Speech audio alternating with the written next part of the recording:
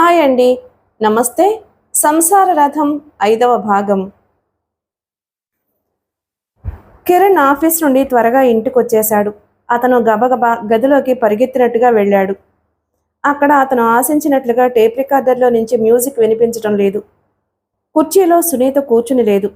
దూరంగా తల్లి గదిలో నుంచి మాటలు వినిపిస్తున్నాయి. అతను గభాలన వెనక్కి తిరిగి అక్కడికొచ్చాడు. సత్యవతి ఇంటి యజమానిరాలతో కూర్చుని కబుర్లు చెబుతూ కాఫీ తాగుతోంది.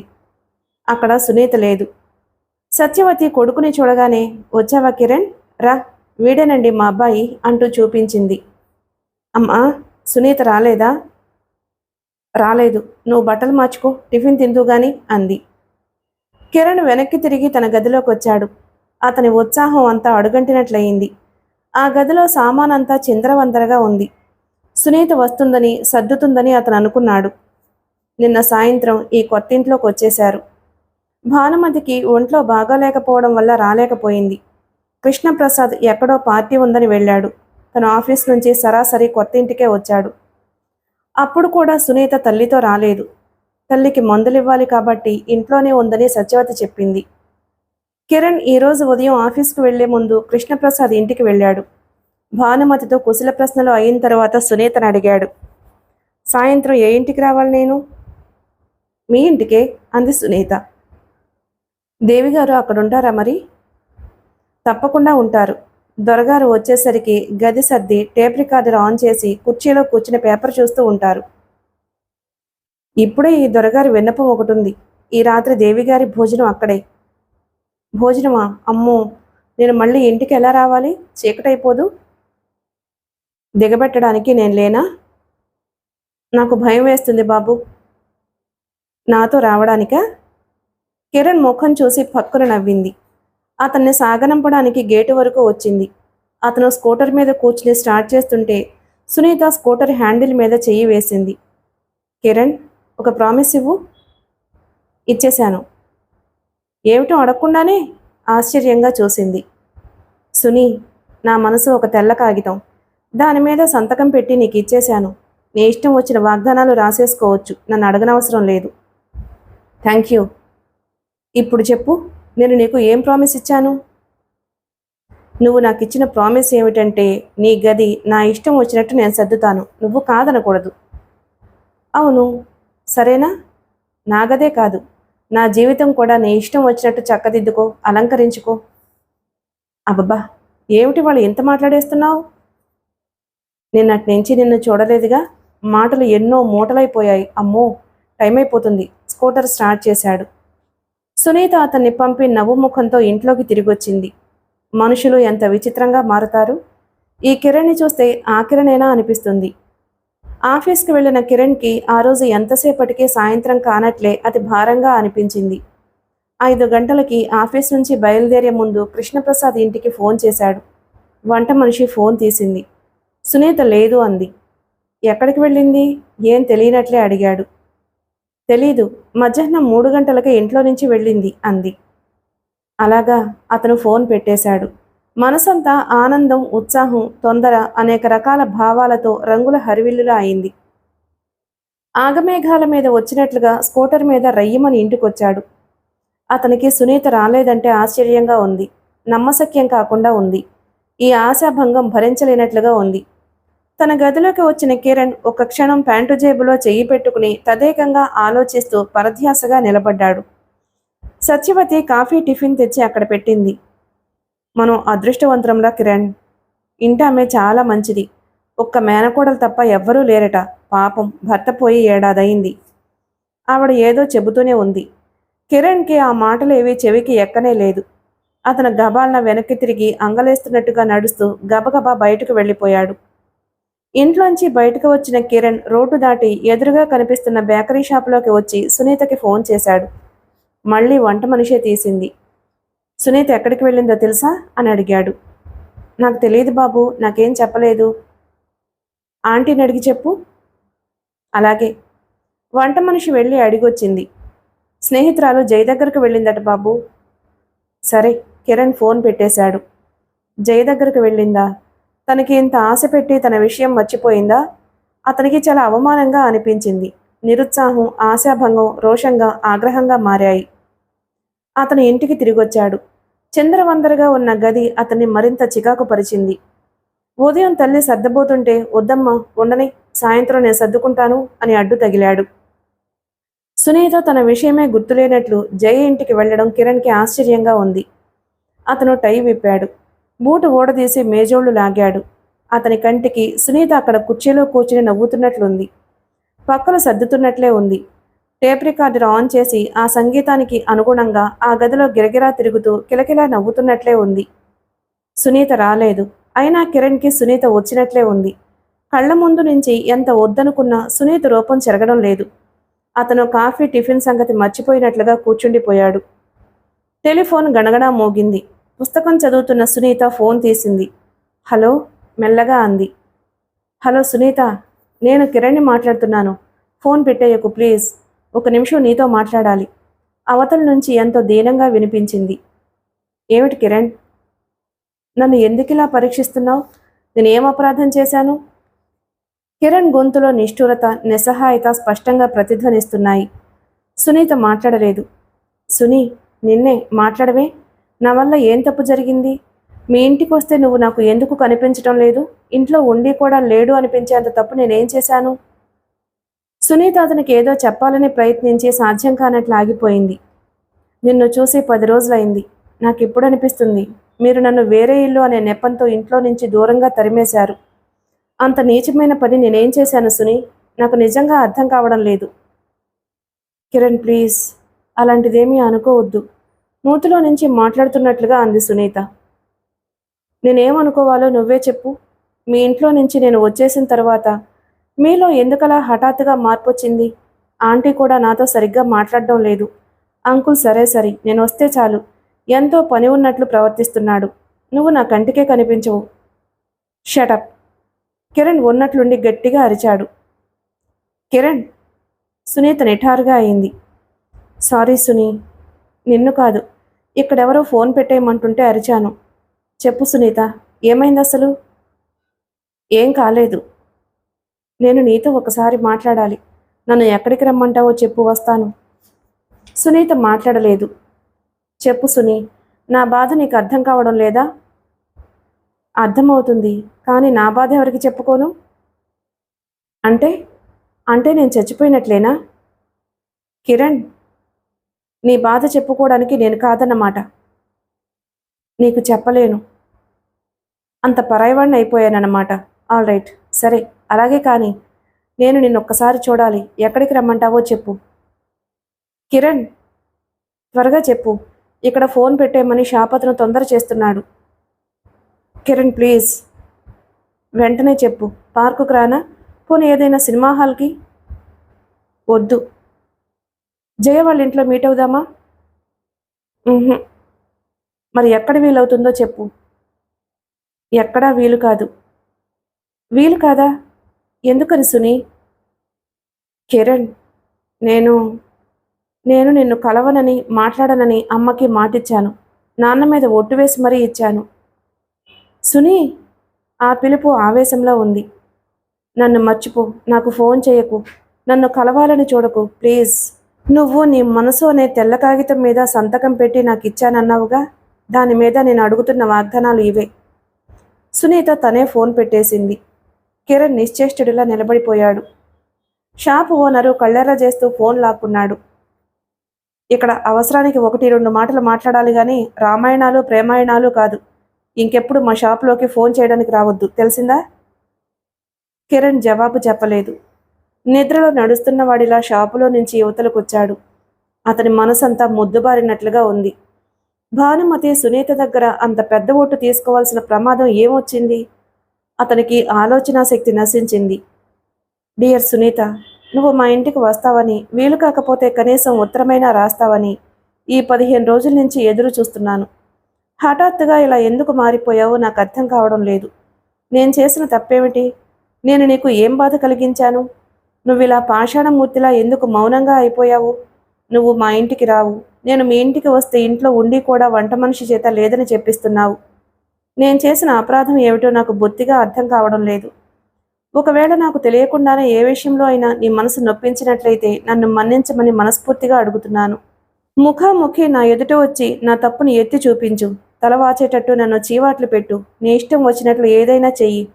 నాకు ఇలా మౌనంగా దూరంగా మాత్రం ఉండిపోకు. రోజు రోజు ఏ పూటకి ఆ పూటే నీ పిలుపో ఉత్తరమో స్వయంగా నువ్వే వస్తావేమో అన్న ఆశ నన్ను ఈ బాధ భరించేటట్టు చేస్తుంది. ఒక్కసారి నాకు కనిపించి అసలు జరిగిందేమిటో చెప్పి ఈ నరకయాతన నుంచి నన్ను తప్పించు ప్లీజ్. నిన్న నేను జయ వాళ్ళ ఇంటికి వచ్చాను. అక్కడ నువ్వు ఎదురవుతావేమో అన్న ఆశతో. నాకు నువ్వు పొద్దుటే వచ్చి వెళ్ళావని జయ చెప్పింది. నువ్వు మునిపట్లా లేవని, దేనికోసమో బాధపడుతున్నట్లుగా దిగులుగా ఉన్నావని, కారణం అడిగితే నవ్వి ఊరుకోవడం మినహా ఇంకేమీ చెప్పలేదని జయ చెప్పింది. సునీ, నువ్వు బాధకైనా గురైతే దానికి కారణం నేనే అనిపిస్తుంది. మీ ఇంటికి సరాసరి వచ్చేసి నిన్ను చెయ్యి పట్టి లాగి నిజం చెప్పేటంత వరకు వదలకూడదన్నంత ఆవేశంగా ఉంది. కానీ నాకు తెలుసు, నేను అలా మూర్ఖంగా ప్రవర్తిస్తే నీకు మరీ కోపం వస్తుంది. అందుకే జంకుతో ఆగాను.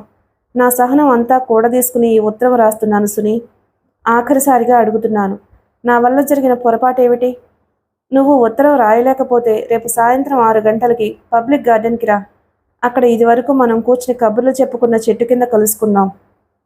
నన్ను నిరాశపరచకు. ఇది ఆఖరి ఉత్తరం. దీంతో నా సహనం అంతా అయిపోయింది. ఇక మర్యాదని నేను లక్ష్య పెట్టను. సరాసరి మీ ఇంటికే వచ్చేస్తాను. నిన్ను చూడనివ్వకుండా మీ అమ్మా నాన్న ఎవ్వరూ నన్ను ఆపలేరు. నేను చాలా మొండివాణ్ణి.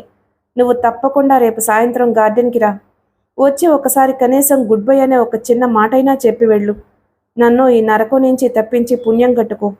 నీకు నేనంటే ఏ కారణం చేతనైనా అయిష్టత కలిగితే నిర్మోహమాటంగా చెప్పేయి. నేనేమి అనను. నేనే ఈ ఊరు నుంచి వెళ్ళిపోతాను. మళ్ళీ నీ కంటికి కనిపించను. కిరణ్. భానుమతి పచ్చగడ్డిలో పచార్లు చేస్తున్నట్లుగా అటూ ఇటూ తిరుగుతూ ఆ ఉత్తరం మరొకసారి ఆశాంతం చదివి మడిచి బ్యాగులో పెట్టుకుంది. భుజం మీద నుంచి జారిన శాలువాని సరిచేసుకుంటూ నిట్టూర్చింది.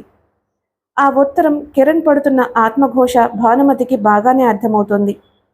అతన్ని అంత బాధకి గురిచేస్తున్న పాపం అంతా తనదే అనిపించసాగింది. సునీత తనకు తెలియకుండా కిరణ్తో మాట్లాడడం కానీ, ఫోన్ చేయడం కానీ, ఉత్తరం రాయటం కానీ చేయనని తండ్రి మీద ఒట్టు వేసి వాగ్దానం ఇచ్చింది.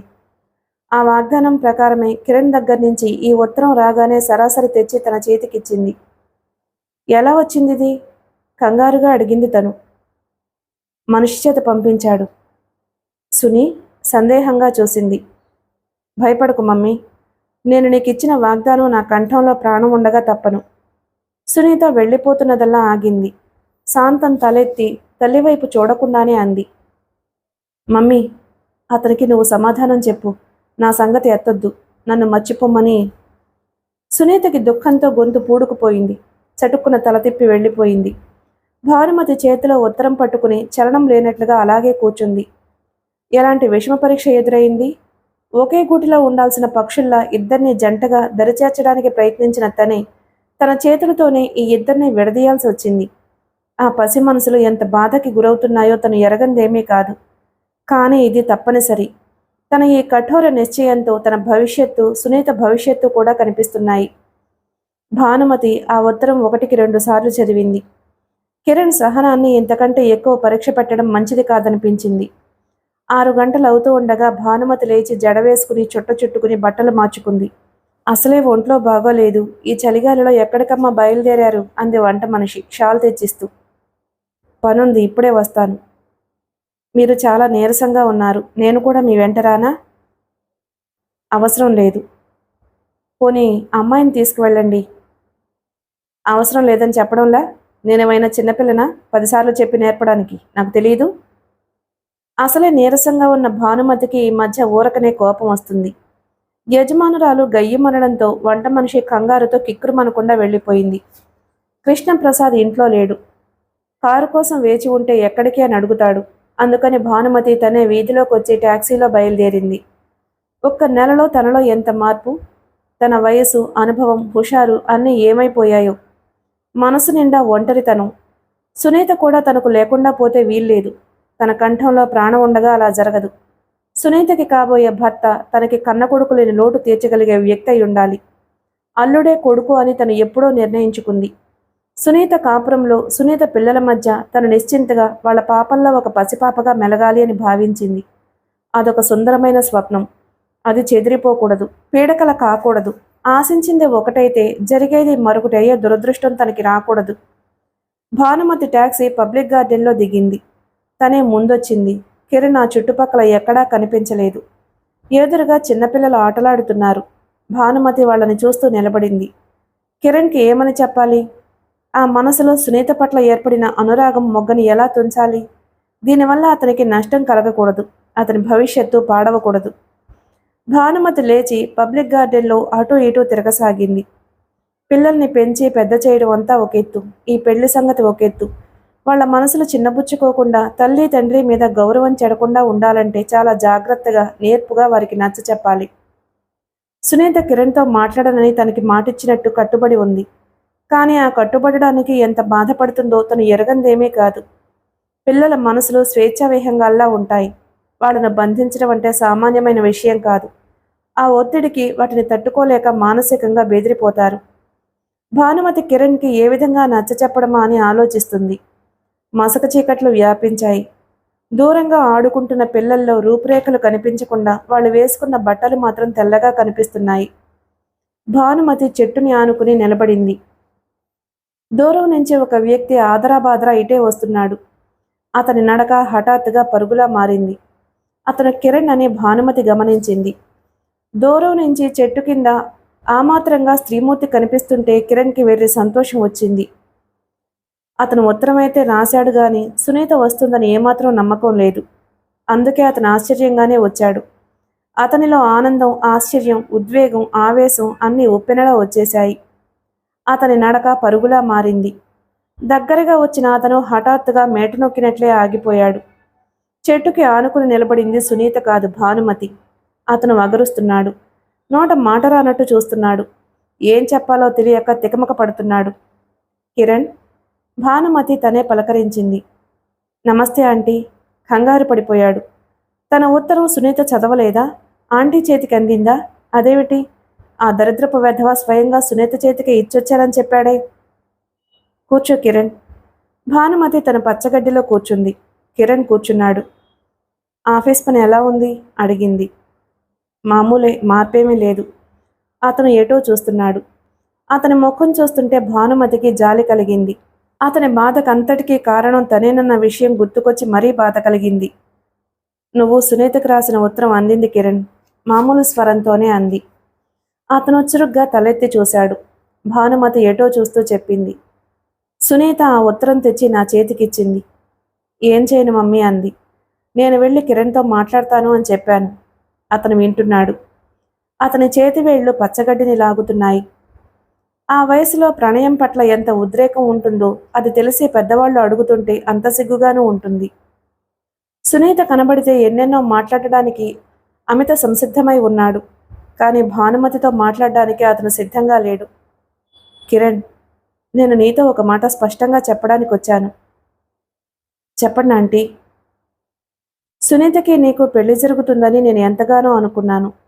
మీ ఇద్దరి మధ్య చనువుంది. ఆ కోరికతోనే నేను ప్రోత్సహించాను. నేను చేసింది పొరపాటని తెలిసింది. అందుకని నేనే స్వయంగా నీకు క్షమాపణ చెప్పుకోవడానికి వచ్చాను. ఎందువల్ల మా పెళ్లి జరగదాంటీ? కారణం ఏమిటి? నా వల్ల ఏమైనా పొరపాటు జరిగిందా? లేదు. మరి? భానుమతి జవాబు చెప్పలేదు. మీరు కారణం చెప్పండి ఆంటీ. నేను మళ్ళీ మీ కంటికి కనిపించను. కారణమా? భానుమతి జవాబు కొరకు వెతుక్కుంటుంది. కిరణ్ ఆవేశంగా అన్నాడు. నా నడవడి గురించా అని నేను అనుకున్నాను. నేను మద్రాసు నుంచి వచ్చినప్పటికంటే బాగానే ఉన్నాను. ఆ మంచి మార్పుకి మీరే కారణం. స్థితిగతులో అనుకుంటే అప్పటికంటే ఇప్పుడు నేను అధికంగానే ఉన్నాను. ఈ దావా గెలవడంతో ఆస్తి కూడా వచ్చింది. మరి నేను అర్హత పోగొట్టుకున్నది ఎందులో? భానుమతి మాట్లాడలేదు. ఒకవేళ మీరు నాకంటే మంచి సంబంధం మీ అమ్మాయికి చేయాలి అనుకుంటే అది కూడా నేను కాదనడం లేదు. కానీ సునీత స్వయంగా నాకు ఆ విషయం చెప్పాలి. సునీత తను ఇష్టపడుతున్నానని తనంతట తాను చెప్పే వరకు నేను నమ్మను. ఇవేవి మీకు కారణాలు కాకపోతే ఇంకేదైనా అభ్యంతరం అయితే మీకు చేతులు జోడించి చెబుతున్నాను. ఆ అభ్యంతరం మీరు లక్ష్య పెట్టకండి. మమ్మల్ని విడదీయకండి ప్లీజ్. భానుమతి నిశ్చేష్టురాలైనట్లయింది. తను చెప్పాలనుకున్నవేవీ చెప్పకుండానే ఇతను తన మనసులోని మాట చెప్పాడు. ఇతను మా పెళ్లికి మీకున్న అభ్యంతరం ఏమిటి అని నిలదీస్తున్నాడు. భగవంతుడా, ఈ పిల్లలకి ఏమని చెప్పడం? భానుమతి డస్సిపోయినట్టుగా చూస్తుంది. కిరణ్ లేచాడు. వస్తానంటీ, నేను అంకుల్తో మాట్లాడతాను. మిమ్మల్ని చూస్తుంటే ఏది చెప్పలేక బాధపడుతున్నట్లుగా ఉంది అన్నాడు. కిరణ్ ఆగు, వెళ్లకు. ఈ విషయంలో మీ అంకుల్ నీకు ఏమీ సమాధానం చెప్పలేరు. భానుమతి కూడా లేచింది. చెప్పలేరా? అంకుల్ చాలా నిర్మోహమాటి. ఏ విషయమైనా నిష్పక్షపాతంగా ఖచ్చితంగా చెప్పేస్తారే. చెప్పలేరు కిరణ్, చెప్పలేరు. దేవుడు కూడా ఆయన చేత ఈ విషయంలో ఒక్క మాట కూడా చెప్పించలేరు. ఎందుకనంటీ? అసలేమైంది?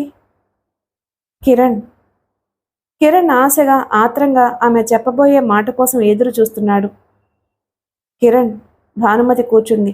కిరణ్ కూడా కూర్చున్నాడు. నీకు నీకు ఇది చెప్పకూడదని అనుకున్నాను. కానీ సునీతకి నువ్వు రాసిన ఉత్తరం చూసిన తర్వాత నా మనసు రెండు వైపులా రంపపు కోతకి గురైంది. మీ మనసులో బాధ నాకు చెప్పేసేయండి ఆంటీ. మనిద్దరం కలిసి దీనికి పరిష్కార మార్గం చూద్దాం. దీనికి పరిష్కారం అనేదే లేదు. నేను నమ్మను ఆంటీ. ఎలాంటి విషమ పరిస్థితికైనా ఏదో ఒక పరిష్కారం ఉంటుంది. అతను మళ్ళీ భానుమతి ముఖం వైపే తదేకంగా చూస్తున్నాడు. భానుమతి కంపిస్తున్న స్వరంతో అంది, నువ్వు సునీతని పెళ్లి చేసుకుంటాననడం నీ చెల్లెల్ని పెళ్లి చేసుకోవడమే అవుతుంది కిరణ్. ఛీ! అతను చీత్కారం చేశాడు. భానుమతి కంఠం పెగిలించుకుని వస్తున్నట్లుగా వచ్చాయి ఆ మాటలు. అది నీకెంత బాధో నాకు తెలుసు.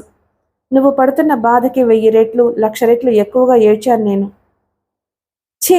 ఏమిటంటే మీ మాటలు? సునీత నాకు చెల్లెలా అవుతుంది? సునీత తండ్రికి మరో స్త్రీతో సంబంధం ఉంటే ఆ స్త్రీ కొడుకు సునీతని పెళ్లి చేసుకుంటానంటే ఆ అబ్బాయికి సునీత ఏమవుతుందో, ఆ చుట్టరికానికి నువ్వేం పేరు పెడతావో చెప్పు. అతని ముఖం వెలవెలబోయింది. ఆంటీ, చిచ్చి, ఎవరు చెప్పారు ఈ మాటలు? ఎవరైనా గిట్టిన వారు ఏదైనా అంటే చీవాట్లు పెట్టి నోరు మూయించాల్సిన మీరు. కిరణ్, ఒక నిమిషం కూర్చో ప్లీజ్. నా మాట శాంతం విను. ఇది గిట్టని వాళ్ళు పుట్టించిన అపవాదులే మాత్రం కావు. నేను చెవులారా స్వయంగా విన్నాను, నా కళ్ళతో చూశాను. అది విన్నప్పటి నుంచి నా గుండెలు బద్దలైపోతున్నాయి కిరణ్. నాకు చావు ఎందుకు రాలేదో తెలియడం లేదు. బహుశా నేను సునీత కోసమే బ్రతికానేమో. దాని పెళ్లి మరో వ్యక్తితో అయ్యే వరకు నా ప్రాణం పోదు. భానుమతి మోకాల మీదకి తలదించి ఏడవసాగింది. ఆ ఏడుపు మెల్లగానే మొదలైన ఒక్కసారి కట్టలు తెంచుకుంటున్నట్లుగా ఉధృతంగా మారిపోయింది. కిరణ్ చకితుడైనట్లు చూడసాగాడు. అతనికి మతిపోయినట్లుగా ఉంది. భానుమతి చెప్పేది నమ్మలేకపోతున్నాడు. తన తల్లి, అంకుల్ నిజమా? చిచి, అబద్ధం, అబద్ధం అని మనసు ఆక్రోశిస్తున్నట్లుగా అయింది. నిజం కాకపోతే ఆంటీ ఎందుకింత బాధపడుతుంది? ఈమెకు హఠాత్తుగా అనారోగ్యం చేసి మనిషి నీరసించి కృషించిపోవడానికి కారణం ఇదేనా? అతని మనసు తల్లడిల్లిపోయింది. అయోమయంగా చూడసాగాడు. భానుమతి ఏడుపు చూస్తుంటే అతనికి కూడా ఏడుపు వచ్చినంత పనయింది. ఆంటీ ప్లీజ్ ఏడవకండి, అర్థిస్తున్నట్లుగా అన్నాడు. ఆంటీ, ఆమెను పట్టుకున్నాడు.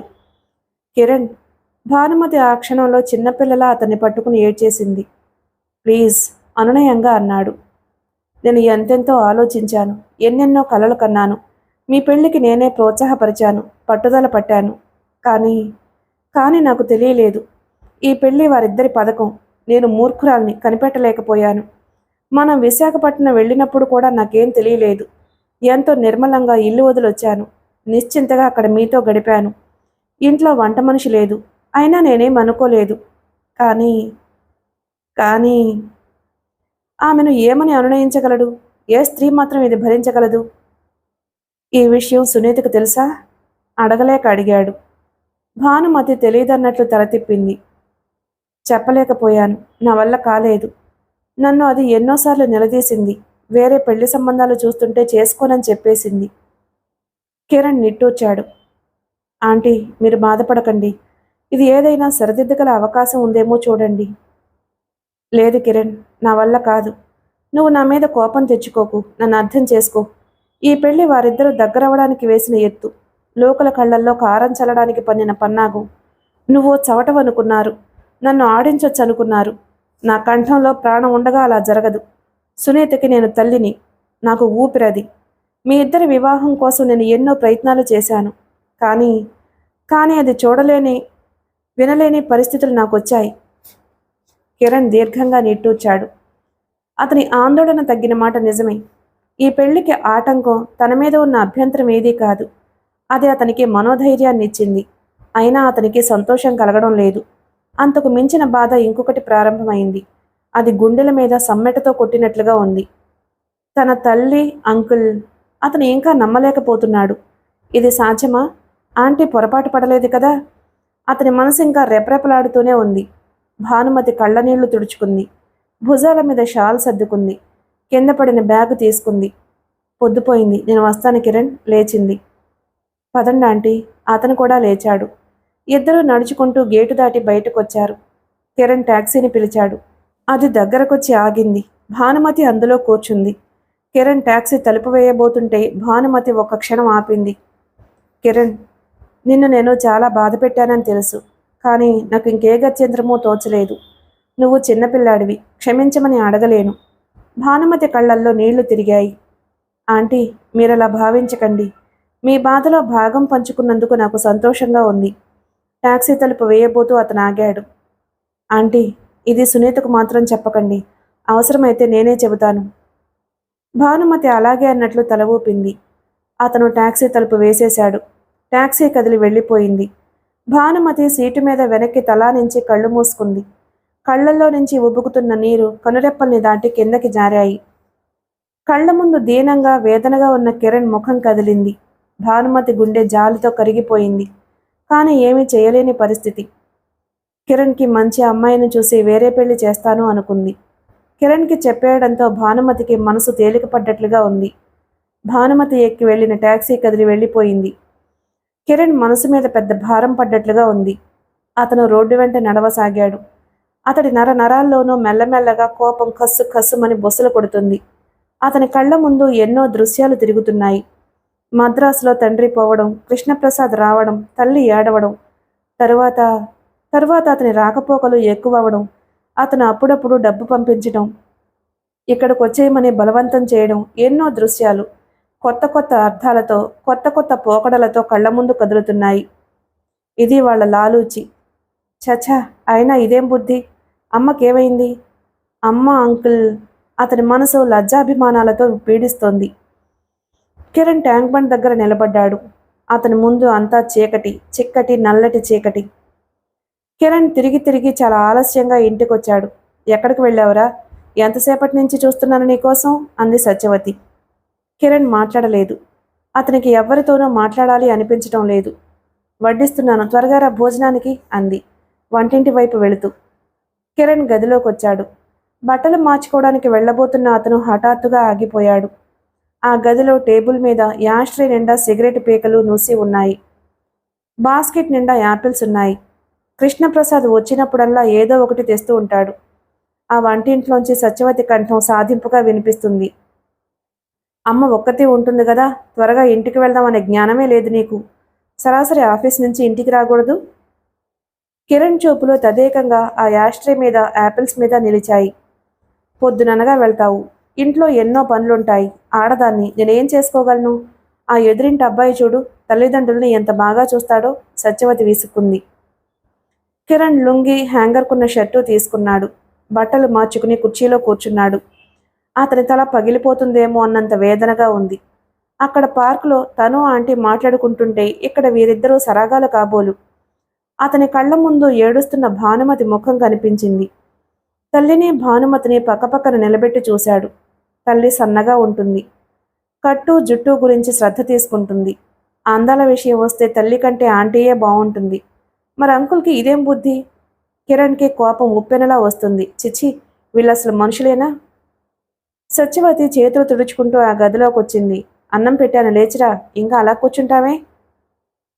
నాకు ఆకలి లేదు. ఆకలి లేదా? ఎందుకని? ఈ హోటల్కి వెళ్ళుంటావు. ఆ వెధవతీళ్లు తిని భోజనం చేయకపోతే ఆరోగ్యం పాడైపోదు. కిరణ్ మాట్లాడలేదు. కొద్దిగా అయినా తిను. ఆకలి లేదని చెప్పాను. అతని కంఠంలో విసురు చూసి సత్యవతి తగ్గింది. కిరణ్ ముఖం చూసి ఇక సాధింపు మానేసి లోపలికి వెళ్ళి గ్లాసులో పాలు, ప్లేట్లో యాపిల్ ముక్కలు పట్టుకొచ్చి అతని ముందు పెట్టింది. కిరణ్ ప్లేట్లో యాపిల్ ముక్కల వైపు చూశాడు. యాపిల్స్ ఎక్కడవి? అంకుల్ పంపారు. ఆయన రాలేదా? ఉహుం, డ్రైవర్ చేత పంపారు. కిరణ్కి మండిపోయింది. ఎందుకు ఆ అబద్ధాలు? ఎవరిని మోసం చేయాలని?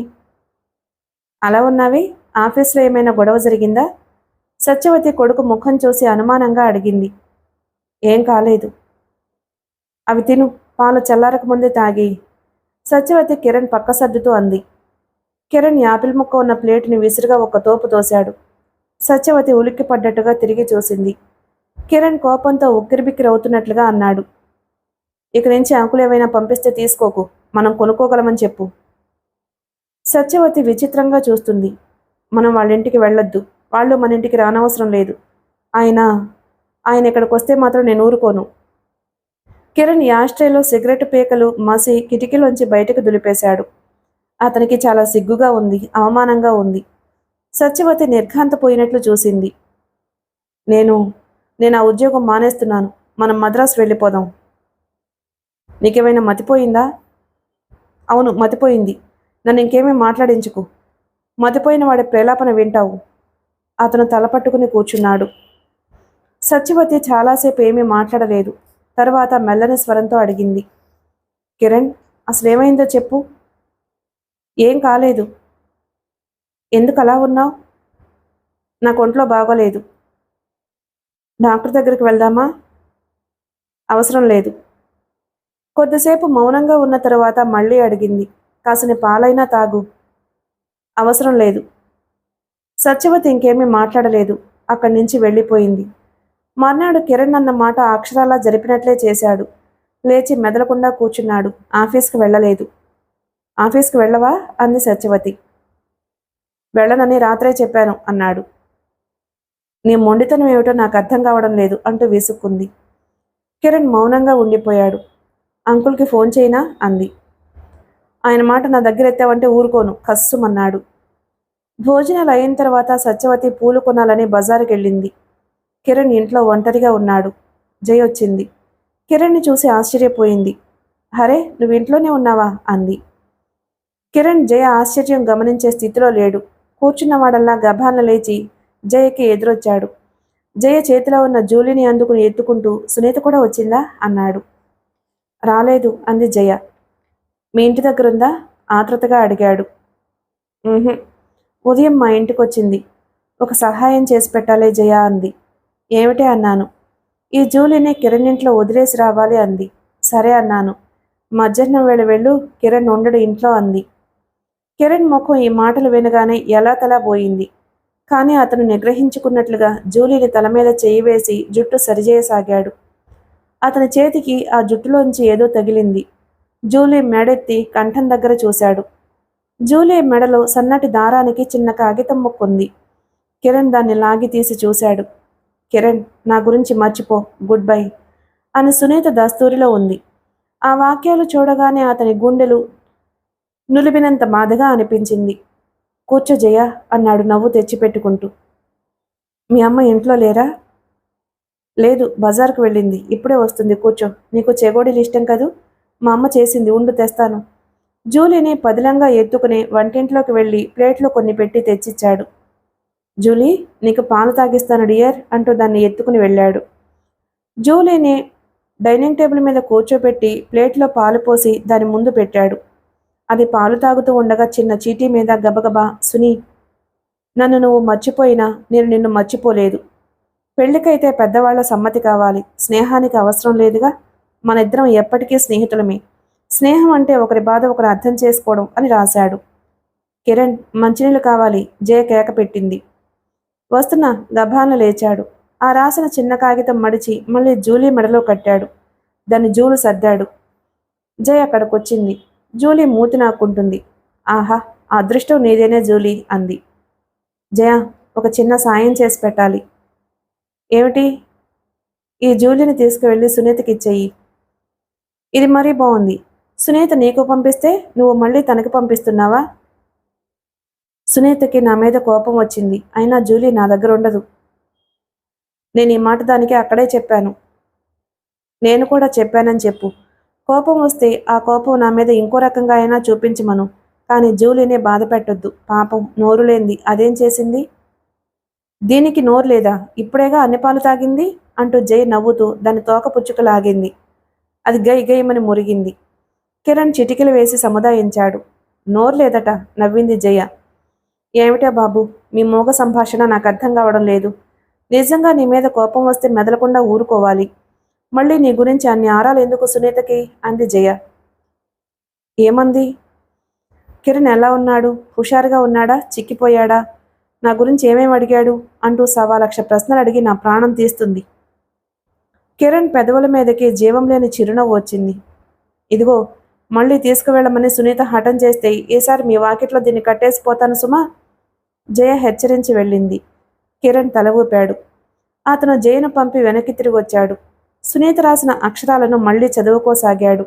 అతనికి హఠాత్తుగా అనిపించసాగింది, ఈ పెద్దవాళ్ళెవ్వరూ లేని దూర ప్రదేశాలకి తామిద్దరూ వెళ్ళిపోతే తను ధైర్యం చేయగలడు. కానీ సునీత ఒప్పుకుంటుందా? మిగిలిన కథ తరువాయి భాగంలో విందాం. Please like and subscribe my channel. Thank you.